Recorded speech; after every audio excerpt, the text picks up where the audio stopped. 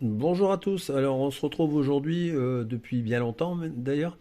Donc là je reprends enfin les vidéos. Je suis très content de reprendre les vidéos et de vous retrouver. Donc là dans cet épisode d'aujourd'hui, ce que je vais faire, c'est que je vais faire un test de matelassage. Donc comme on avait vu précédemment, je veux faire la restauration du simili de ma selle 103 HPL. Donc là, j'ai tout le matériel nécessaire. Donc je me suis un petit peu équipé. La machine à coudre, j'en avais une, c'est une que j'ai achetée depuis un moment. Alors je précise, je suis complètement novice pour l'utilisation de la machine à coudre.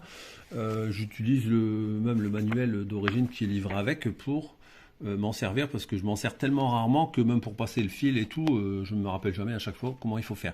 Donc voilà, je suis pas un expert, demandez-moi pas des conseils de couture, je suis vraiment nul à chier dans ce domaine, mais je vais essayer de me débrouiller et au moins si je réussis, ça montrera qu'avec un peu de bonne volonté et de discernement, il n'y a pas besoin d'être spécialiste en couture, ce que j'espère bien sûr, pour réaliser soi-même cette opération parce que je ne sais plus si je vous l'avais expliqué, mais je m'étais renseigné pour la faire refaire chez un sellier. Ça coûte bonbon. Donc c'est normal parce qu'après c'est tout du fait main, donc c'est logique. Donc même à la mercerie, elle m'a dit ça valait le coup. Il y a des fois d'essayer de se débrouiller par soi-même, on gagnait pas mal d'argent. Donc c'est ce que je vais faire parce que moi ça reste avant tout un plaisir. Et étant donné que j'ai pas qu'un seul projet, si je veux mener à bien tous mes projets, bah, il faut que je puisse faire des économies à certains endroits. Et donc là, c'est l'occasion de le faire. Et au moins, ça m'apprend à faire des choses en plus. Donc comme j'aime bien apprendre aussi, voilà. Donc petit aparté. Donc, alors, qu'est-ce que j'ai acheté comme équipement? Donc le simili, je vous l'avais déjà fait voir. Donc ça, c'est la boîtine qui va aller entre le simili pour la face supérieure. Et ensuite, là, c'est un tissu que j'avais dans mes affaires que je vais me servir. Il est assez épais et résistant. Donc lui, il va être en partie inférieure. Ensuite viendra la watine et au-dessus le simili-cuir. Donc là, je vais préparer aussi également la machine à coudre. Je vais équiper la machine à coudre. Donc j'avais vu, alors moi je me suis renseigné un petit peu sur les forums et tout pour savoir comment il fallait faire pour faire un matelassage. Donc à savoir que j'ai pas un pied de biche, enfin adéquat on va dire, mais on peut se débrouiller autrement étant donné que c'est très occasionnel ce que je vais faire avec la machine à coudre, le matelassage avec du simili-cuir. Donc ce que je vais faire, c'est que je vais mettre du papier autocollant de masquage. Comme ça, la surface du pied presseur sera bien glissante, parce qu'il faut que ce soit bien glissante. C'est ce que j'ai vu dans les différentes vidéos des personnes qui font de la couture de simili-cuir à la machine à coudre. Donc voilà. Et après également, j'ai acheté des aiguilles qui sont dédiées au simili-cuir. Donc voilà, je vous fais voir, vous aurez la référence qui est indiquée dessus, c'est la marque Schmetz et c'est marqué 130-705. Donc moi j'ai pris en adéquation avec ma machine à coudre parce qu'apparemment il y a plusieurs types d'aiguilles. Hein. Donc le mieux de tout c'est que vous allez en mercerie ou sur des sites spécialisés de la couture, il y en a plein sur internet, je vous donne pas de conseils là-dessus parce que chacun a sa machine qui est différente. Ensuite j'ai aussi également acheté un crayon marqueur auto-disparaissant. Ça permet de faire le traçage sur le simili et au bout d'une paire de jours, ça s'en va tout seul. Donc voilà, la marque Prime, comme l'a indiqué. Donc si jamais ça vous intéresse, voilà. Et après, ce que j'ai acheté, c'est deux fils de type différents, à savoir pour le fil qui sera sur la partie supérieure de la machine à coudre, donc qui sera également sur la partie visible supérieure de la selle. C'est du fil, ce qu'on appelle du fil au chinois. Donc c'est du fil hyper résistant et on ne sait pas le casser à la main, on va plutôt se blesser tellement c'est solide. C'est un peu comme du fil de lin qui est très résistant. Bah là c'est un peu la même chose. Et donc en fait ce sera le fil qui sera sur la partie supérieure. Et pour la partie inférieure qui sera en dessous, donc non visible, la mercerie m'a conseillé de prendre du moins solide. Donc voilà, j'ai pris ces deux bobines de fil là, donc exprès pour faire mon ouvrage. Donc voilà, après j'essaie de vous faire voir. Mais bon, de toute façon après, j'ai beau avoir cette marque-là, tout dépend où vous allez vous fournir pour les bobines. Donc je vous donne pas de conseils particuliers. Moi j'ai vérifié, j'ai vu que c'était du bon fil, voilà. Donc là je vais équiper la machine et on se retrouve après. Donc là ce que je vais faire c'est que je fais un test seulement. Hein. Je prends pas une pièce comme j'ai jamais fait. Je prends un échantillon de simili, un échantillon de watine et un échantillon de tissu.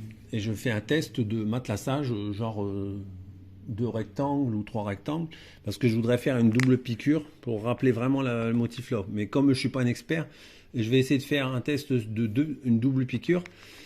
Et si je vois que ça va pas, je suis pas assez régulier, bah je ferai qu'une seule piqûre, quoi. Ça me permettra de décider de ce que je vais faire, au moins le test. Voilà, on se retrouve après.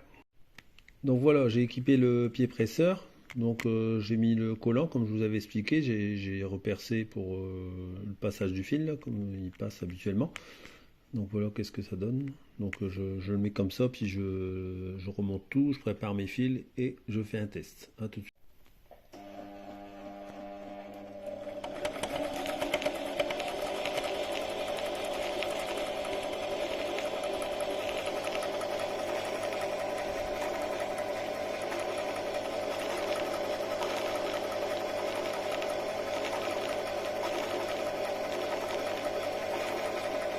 Là, on fait de la haute couture maintenant. C'est plus de la mobilette, c'est de la haute couture, hein.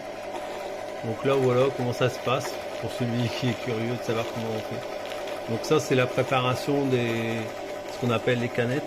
Donc j'en ai déjà fait une là. J'en fais plusieurs parce que je fais tout en même temps comme ça.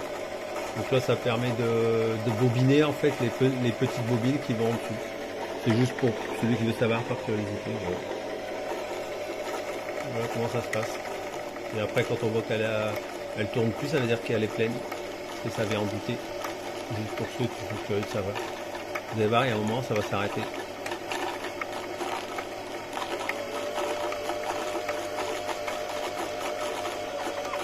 Voilà, elle commence à bloquer, ça veut dire qu'on peut plus en mettre.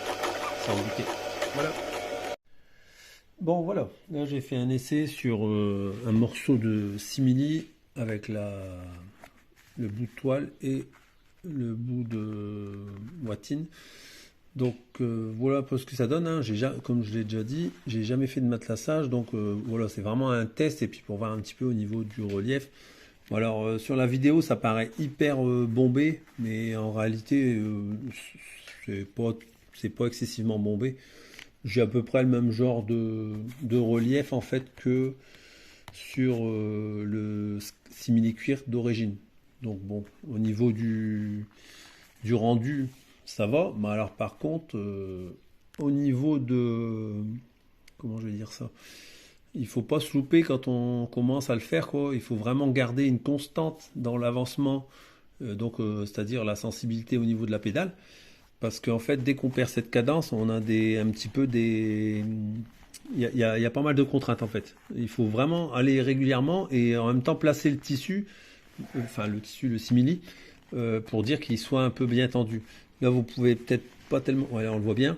Là, vous voyez, j'ai pas bien réussi à le prendre et du coup, en fait, ça vient froncer comme ça. Ça vient se froncer. Donc, c'est assez technique à faire quand même, quoi.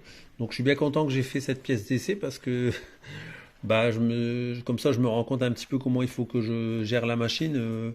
Alors là, aussi bien en tant que la vitesse d'appui, enfin on va dire le rythme à donner au niveau de la pédale pour la machine à coudre, mais également l'accompagnement qu'il faut donner pour lorsqu'on avance avec la pièce sur la machine, quoi.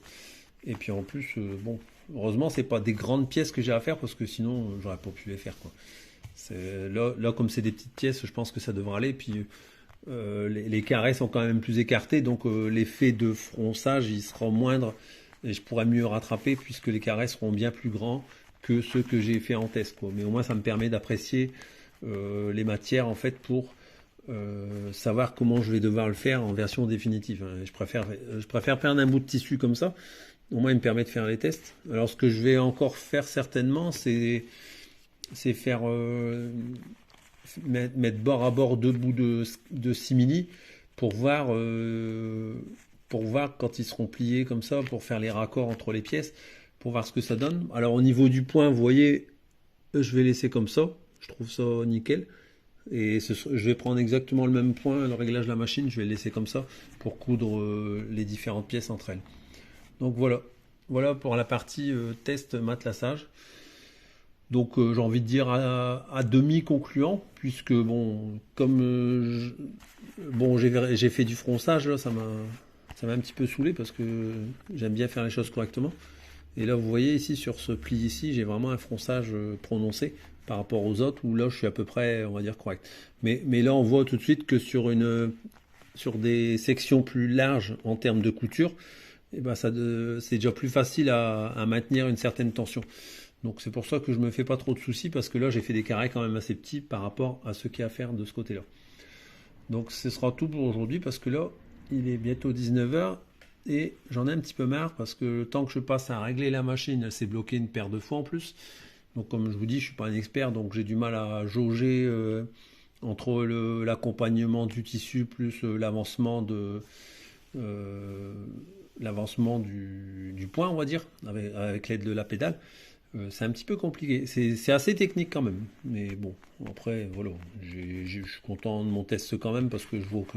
Bon, alors derrière, il y a des points, ça a été. Il y a des points, bah, ça partit en vrille, c'est parti en cacahuète, comme on peut dire. Mais bon, voilà, après, je sais aussi que je vais devoir bien. Enfin, j'avais mis ces pinces-là, mais ça va pas, il faut que j'essaye de trouver des pinces pour bien maintenir le tissu. Où j'avais pensé, c'était à faire avec des je sais plus comment on appelle ça. Pour tenir les pages ensemble, je vais voir. Des épingles. Je vais essayer de trouver quelque chose pour bien maintenir mes deux tissus bien tendus, en fait. Comme ça, lorsque je ferai ça, je devrais avoir encore un meilleur résultat. Donc voilà, bon. Au niveau du gaufrage, ça va, je suis satisfait. Voilà, merci de m'avoir écouté. Voilà une petite vue d'ensemble. Là, en plus, le soleil, il tape dedans, donc c'est bien. Ça donne vraiment le relief qu'il faut. Et je vois que, voilà, c'est bien. Merci de m'avoir écouté. À bientôt.